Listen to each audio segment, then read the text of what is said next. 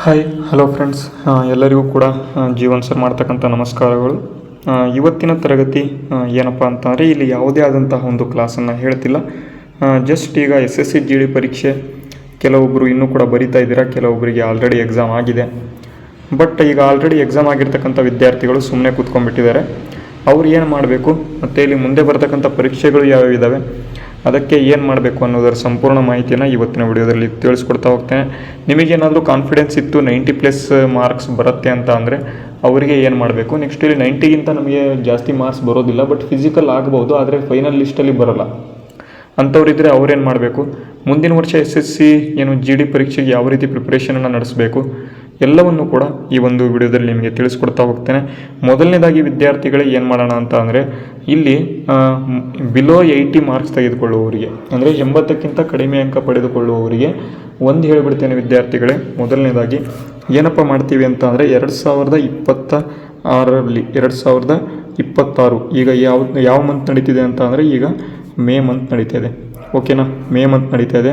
ಇನ್ನೂ ಕೂಡ SSC GD next notification ಯಾವಾಗ ಬರುತ್ತೆ ಅಂತ ಕೇಳ್ಬೋದು. ಪಕ್ಕಾ ಜನವರಿಯಲ್ಲಿ ನೋಟಿಫಿಕೇಷನ್ ಆಗುತ್ತೆ. ಜನವರಿ ಇಲ್ಲ ಅಂತಂದರೆ ಡಿಸೆಂಬರ್ 2026, ಡಿಸೆಂಬರ್ 2026 ಇಲ್ಲ ಅಂತಂದರೆ 27 ಜನವರಿಯಲ್ಲಿ ಪಕ್ಕಾ ಇಲ್ಲಿ ಏನಾಗುತ್ತೆ ಅಂತ ಅಂದರೆ ನೋಟಿಫಿಕೇಷನ್ ಆಗುತ್ತೆ.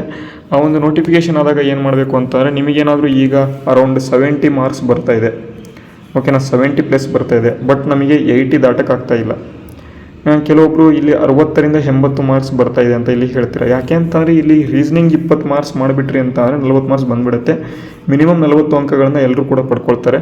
ಅದನ್ನು ಬಿಟ್ಟು ಹೇಳ್ತಾ ಇದ್ದೇನೆ, 40 ಅಂತ ಅಂದರೆ ಈಗ ಒಂದು 50 ಮಾರ್ಕ್ಸ್ಗಿಂತ ಸ್ವಲ್ಪ ಜಾಸ್ತಿ ಬರ್ತಾ ಇತ್ತು ಅಂತಂದರೆ ಅವ್ರು ಯಾವ ರೀತಿ ಪ್ರಿಪ್ರೇಷನನ್ನು ನಡೆಸಬೇಕು ಅಂತ ನೋಡಿ. ವಿದ್ಯಾರ್ಥಿಗಳೇ, ನೀವೇನಾದರೂ SSC GDನೇ ನಾನು ಓದ್ತಕ್ಕಂಥದ್ದು, ಬೇರೆ ಪರೀಕ್ಷೆಗಳನ್ನ ಬರೆಯೋದಿಲ್ಲ, ಓನ್ಲಿ ಫಾರ್ SSC GD ನಾನು ಓದಬೇಕು ಅಂತ ಅಂದ್ಕೊಂಡಿದ್ರೆ 2026ರಲ್ಲಿ ನಾವು ಯಾವಾಗಪ್ಪ ಅಂತ ಅಂದರೆ ಜುಲೈನಲ್ಲಿ ಒಂದು ಬ್ಯಾಚನ್ನು ಲಾಂಚ್ ಮಾಡ್ತೇವೆ.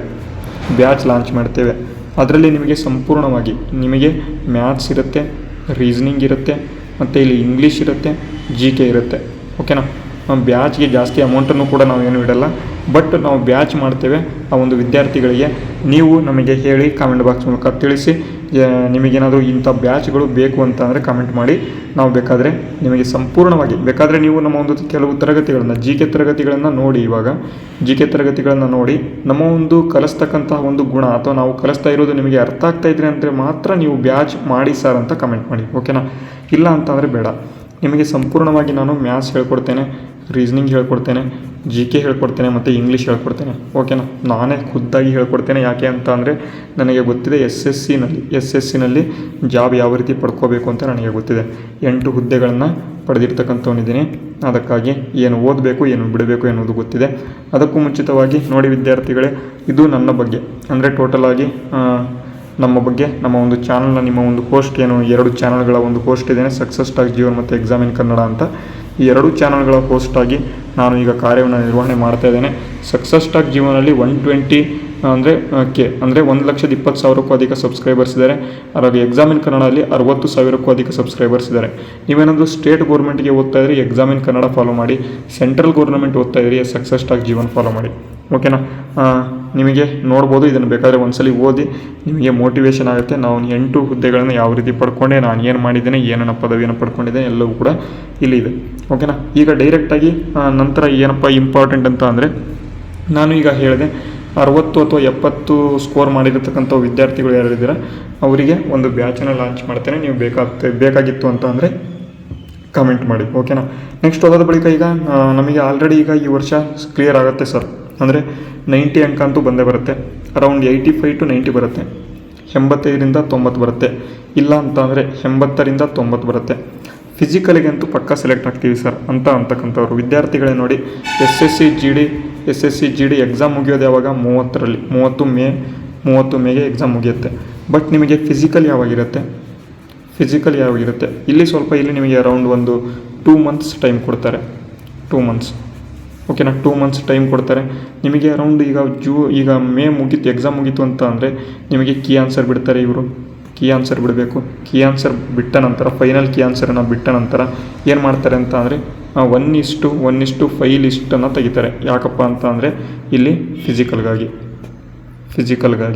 ಓಕೆನಾ. ಹಾಗಾದರೆ ಫಿಸಿಕಲ್ ಯಾವಾಗ ಬರುತ್ತೆ ಕೇಳ್ಬೋದು ನೀವು. ಫಿಸಿಕಲ್ ಯಾವಾಗ ಬರುತ್ತೆ ಅಂತ ನೋಡಿ, ಮಿನಿಮಮ್ 2 ಮಂತ್ಸ್ ಟೈಮ್ ಇರುತ್ತೆ. ಆ ಒಂದು 2 ಮಂತ್ಸಲ್ಲಿ ಪಕ್ಕಾ ನೀವು ಫಿಸಿಕಲಿ ಕರೆಕ್ಟಾಗಿ ರೆಡಿಯಾಗಿ ಡೈಲಿ ರನ್ನಿಂಗ್ ಮಾಡಿ. ವಿದ್ಯಾರ್ಥಿಗಳೇ, ಮೆನ್ಗಳಿಗೆ ಅಥವಾ ಪುರುಷರಿಗೆ ಸ್ವಲ್ಪ ಇಲ್ಲಿ ರನ್ನಿಂಗ್ ಜಾಸ್ತಿ ಇದೆ, ಅದಕ್ಕಾಗಿ ಮೆನ್ಸ್ಗಳು ಸ್ವಲ್ಪ ಚೆನ್ನಾಗಿ ರನ್ನಿಂಗ್ ಮಾಡಿ ಮತ್ತು ಇಲ್ಲಿ ಫಿಸಿಕಲಿ ಫಿಟ್ಟಾಗಿ ಡೈಲಿ ರನ್ನಿಂಗನ್ನು ಮಾಡ್ತಾಯಿರಿ ಇವಾಗಿಂದನೇ. ಯಾಕೆ ಅಂತ ಅಂದರೆ 90+ ಸ್ಕೋರ್ ಮಾಡಿಬಿಡ್ತೀರಾ, ಬಟ್ ಇಲ್ಲಿ ನೀವು ಫಿಸಿಕಲಲ್ಲಿ ನೀವು ಪಾಸ್ ಆಗಲಿಲ್ಲ ಅಂತ ಅಂದರೆ ನಿಮಗೆ ಯೂಸ್ ಇಲ್ಲ. ನೀವು ಓದಿದ್ದು ಕೂಡ ಯೂಸ್ ಇಲ್ಲ, 90+ ಅಂಕಗಳನ್ನು ಪಡೆದುಕೊಂಡಿದ್ದು ಕೂಡ ಯೂಸ್ ಆಗಲ್ಲ. ಅದಕ್ಕಾಗಿ ನಾನೇನು ಹೇಳ್ತೇನೆ, ಫಿಸಿಕಲ್ನ ಕರೆಕ್ಟಾಗಿ ಮಾಡ್ಕೊಳ್ಳಿ. ಮೆಡಿಕಲ್ ಬಗ್ಗೆ ನಾನು ಮುಂದೆ ಹೇಳ್ಕೊಡ್ತಾ ಹೋಗ್ತೇನೆ, ಬಟ್ ಇಲ್ಲಿ ಫಿಸಿಕಲ್ ನಮಗೆ ಈಗ ಮೇನ್ ಇಂಪಾರ್ಟೆಂಟು. ಯಾಕೆ ಅಂತಂದರೆ ಎಕ್ಸಾಮ್ ಆದ ನಂತರ ಡೈರೆಕ್ಟ್ ಇರ್ತಕ್ಕಂಥದ್ದು ಫಿಸಿಕಲ್ಲು, ಅದಕ್ಕಾಗಿ ಹೇಳ್ತಾ ಇದ್ದೇನೆ. ಇದಾದ ಬಳಿಕ ನೆಕ್ಸ್ಟು ಇಲ್ಲಿ ಫಿಸಿಕಲ್ ಆದ ನಂತರ ಏನಾಗಿರುತ್ತೆ ಅಂತ ಮೆಡಿಕಲ್ ಬರುತ್ತೆ. ಆವಾಗ ನಾವು ನೋಡೋಣಂತೆ. ಮೆಡಿಕಲ್ ಬಂದಾಗ ನೋಡೋಣ ಏನೇನು ನೋಡ್ತಾರೆ ಎಲ್ಲವನ್ನೂ ಕೂಡ ಒಂದು ಕಡೆಯಿಂದ ಎಲ್ಲ ಫ್ರೀಯಾಗಿ ನಿಮಗೆ ಹೇಳ್ಕೊಡ್ತೇನೆ.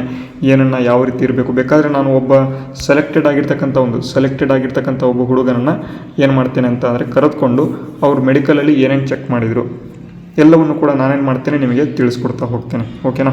ಅದಕ್ಕಾಗಿ ನೋಡಿ ಅಂತ ಹೇಳ್ತಾ ಈಗ ಡೈರೆಕ್ಟಾಗಿ ನಾವೇನಪ್ಪ ಮಾಡೋಣ ಅಂತ ಅಂದರೆ ಈಗಾಗಲೇ ನಾನು ಹೇಳಿದೆ SSC GD ಪರೀಕ್ಷೆ ಮುಗಿತಾ ಇದೆ.